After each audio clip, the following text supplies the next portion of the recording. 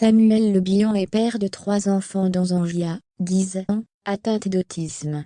Lui qui s'était promis de protéger sa fille, et de la faire aller le plus loin possible malgré son handicap, peut se vanter d'avoir réussi. Anne-Elisabeth Lemoine recevait Samuel Le Bihan sur le plateau de CAV ce mardi 18 janvier. L'animatrice a évoqué la carrière de l'acteur, déterré de vieilles archives de son invité et abordé un sujet précieux de son existence, sa fille Angia. Cette dernière, âgée de 10 ans, est diagnostiquée autiste, après que Samuel Le Bihan a décelé des signes dans le comportement de son enfant.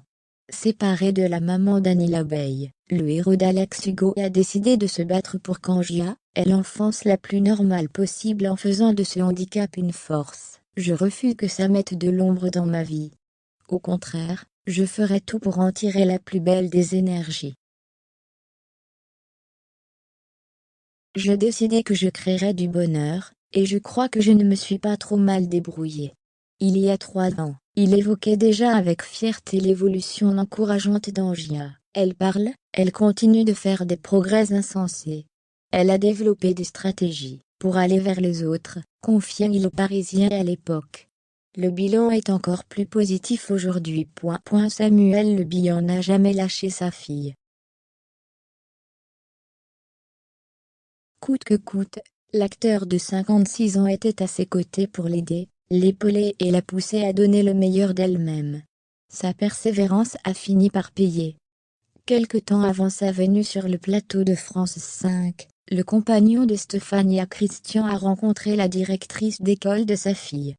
Et l'entretien s'est révélé bien plus intéressant que prévu puisqu'il a été le théâtre d'une merveilleuse nouvelle. Angia est en CM2, elle n'a pas de retard scolaire, elle est un auxiliaire de vie scolaire. Et ils m'ont dit qu'on envisageait le collège. Les larmes aux yeux, très ému de parler de cette belle victoire, Samuel Le Bihan assure qu'il en aurait pleuré en entendant ces mots. Jamais, à aucun moment, je n'aurais pu imaginer ça. Elle ne parlait pas, elle n'est pas allée en maternelle.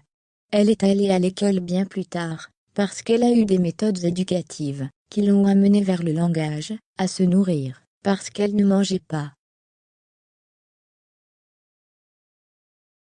Lui qui s'est tant battu pour offrir la vie la plus normale possible à sa fille, a réussi haut la main ce challenge.